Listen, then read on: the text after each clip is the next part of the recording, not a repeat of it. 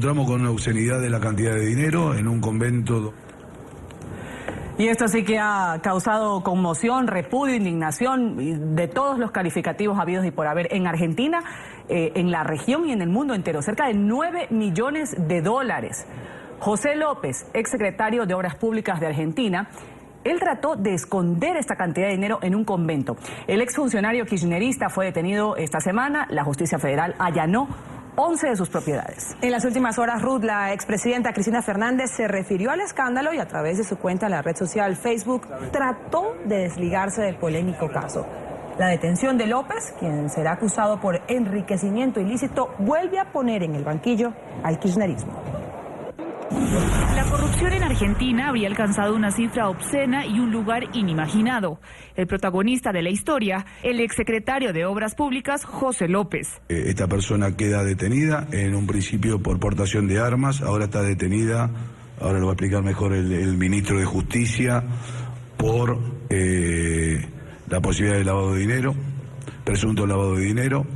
El exfuncionario kirchnerista fue detenido esta semana cuando intentaba ingresar una millonaria suma de dinero en un convento. Y nos encontramos con una obscenidad de la cantidad de dinero en un convento donde vecinos y las propias monjas nos plantearon que iban de visita muchos ex funcionarios del gobierno anterior. López fue enviado a prisión por el juez federal que lleva otro caso contra él, después de que se negara a declarar en los tribunales de Buenos Aires. Tras su detención, los encargados del operativo se enfrentaron a una difícil tarea: contar los 160 bultos de billetes incautados para determinar la astronómica cantidad, cerca de 9 millones de dólares. Se han encontrado 4 monedas diferentes, por lo menos. Una gran mayoría que son dólares, otra que son euros, otra que son yen y otra que es una moneda de Qatar. La justicia considera que el patrimonio del funcionario durante los gobiernos de Néstor Kirchner y Cristina Fernández no encuentra sustento con los ingresos registrados en ese periodo. La expresidenta rompió el silencio ante el caso. El dinero que el ingeniero López tenía en su poder, alguien se lo dio, y no fui yo, ni ninguno de los miles de militantes que integran este espacio político. A su juicio, esa es una de las matrices estructurales de la corrupción a lo largo y a lo ancho de la historia de Argentina y la universal. La detención de López, quien será acusado por enriquecimiento ilícito, hizo que se centrara la atención en el kirchnerismo, al punto de que 3 diputados y una senadora abandonaron el bloque. Vamos a saludar a esta hora en Buenos Aires, en Argentina, Alberto Acef, él es diputado por el Partido Frente Renovador. Un buen día, diputado, gracias por acompañarnos aquí en la mañana de NTN 24, aquí en el Canal de las Américas. Bienvenido. Buen día, gracias a ustedes por llamar. Diputado, increíble. En realidad es que ese es el primer calificativo que yo puedo darle a esta noticia cuando salió en los medios de comunicación, que este señor exfuncionario kirchnerista pues trataba de esconder casi 10 millones de dólares. La cifra también es escandalosa, en un convento. Si haya sido $1, igual era escandaloso, pero 10 millones de dólares ya es una proporción un poco mayor. ¿Qué tipo de sabor deja esto en el ambiente político?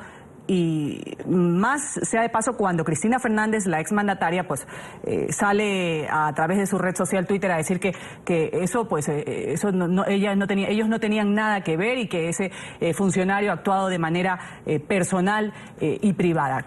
¿Qué tipo de sensación deja en el ambiente en Argentina, particularmente, que un exfuncionario esté involucrado y detenido en esta vergüenza?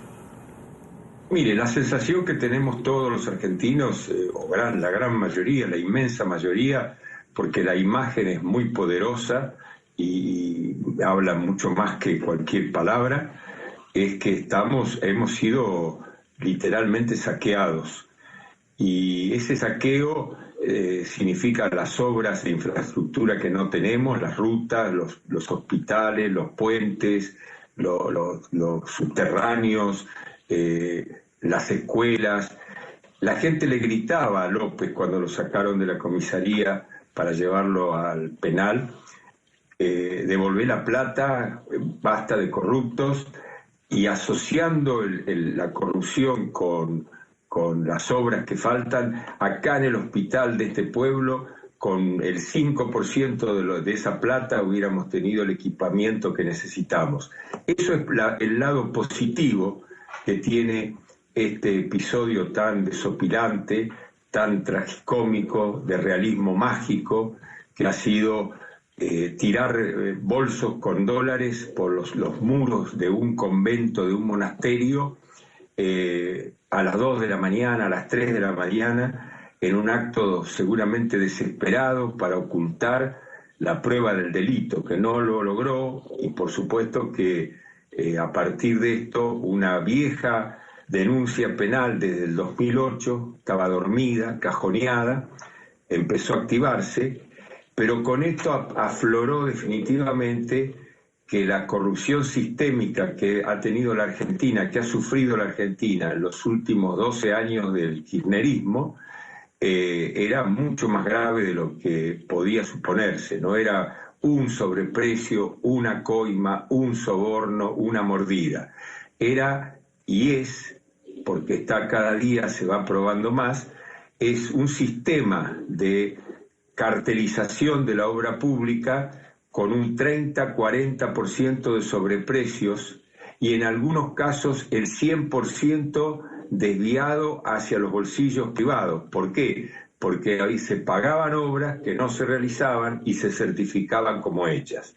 Estamos frente a una situación detestable donde este hombre que ha sido detenido fue el segundo funcionario del Ministerio Poderoso de Planificación Federal y de Infraestructura, que era el que llevaba la obra pública y el transporte.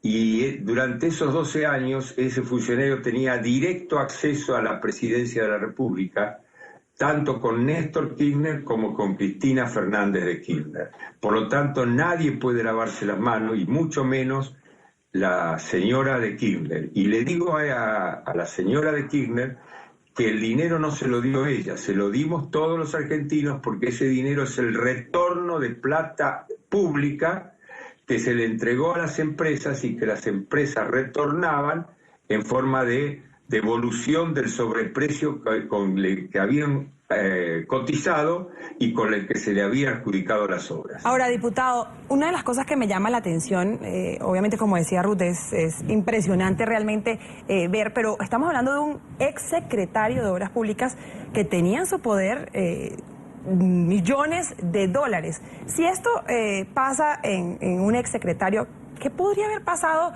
en las altas esferas del gobierno kirchnerista de comprobarse que realmente esta corrupción sí existió?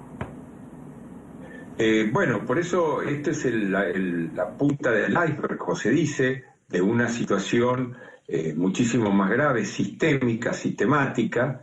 Era un tipo de asociación ilícita con el que se había establecido una forma de una modalidad de obra pública que tenía ramificaciones en el transporte, en los subsidios al transporte, y en todos los ministerios ha habido, desgraciadamente, este sistema. En el mismo asistencialismo social había retornos del 20-25% para los punteros políticos, es decir, que el pobre asistido, el humilde, el necesitado, el desamparado, recibía el equivalente a $50 de asistencia social, pero tenía que retornarle al puntero un 20% de lo que recibía. Realmente ha sido el descontrol con el que se ha manejado el kirchnerismo, ha sido absoluto, y sobre todo con una mirada muy, muy suave de parte de la justicia, que le garantizó la impunidad, porque en definitiva esto tiene que entenderse en la Argentina y en toda nuestra América. El sistema corrupto no puede funcionar si hubiera control y si hubiera justicia. Eso justo le iba a decir, diputado. Ayer le escuchábamos a Mauricio Macri, que estaba participando en el Foro Económico Mundial para América Latina en Medellín, en Colombia. Él decía, cuando alguien le preguntó sobre este caso particular, decía, esa es la mala forma de hacer política. ¿Cómo garantizar una buena forma de hacer política? Basándonos en esa palabra que usted ha dicho, auditorías, control, con los funcionarios de gobierno, con las personas que están justamente llevando adelante un país, que en lugar de sacar o dar visibilidad a una obra, pues se lo llevan para enriquecimiento propio. ¿Cómo debe hacerse, no solo en Argentina, sino en otros países de la región? Y tiene que funcionar el sistema judicial. Si no funciona el sistema judicial, estamos realmente en el horno. porque el control lo debe ejercer la justicia. Por supuesto que hay una auditoría administrativa que está en el ámbito del Ejecutivo, que también tiene que funcionar y que en la Argentina estaba totalmente enervada, totalmente neutralizada, pero el último resorte para controlar es la justicia. Si la justicia mira para otro lado, el descontrol avanza y el Ejecutivo va transformándose en un órgano corrupto, donde cualquier obra que se hace o cualquier erogación del Estado siempre conlleva un sobreprecio o una coima. Y eso es la parte que falta en obras, como decíamos antes, es la pobreza estructural, porque si vamos a hablar, por ejemplo, de un tema que le interesa a las Américas, la violencia intramuros contra la mujer. ¿Cómo se combate eso? Hay 1000 formas de combatirlo, pero hay una cuestión ineludible, que debe haber refugios de alta calidad que amparen a la mujer y a sus niños y le permitan salir de la esfera del violento, de la pareja violenta. Si nosotros construimos los refugios, tenemos ya un avance fundamental en la lucha contra la trata y contra la violencia. Claro. Ahora, esos refugios necesitan muchos recursos dinerarios. Y los recursos son los que se roban.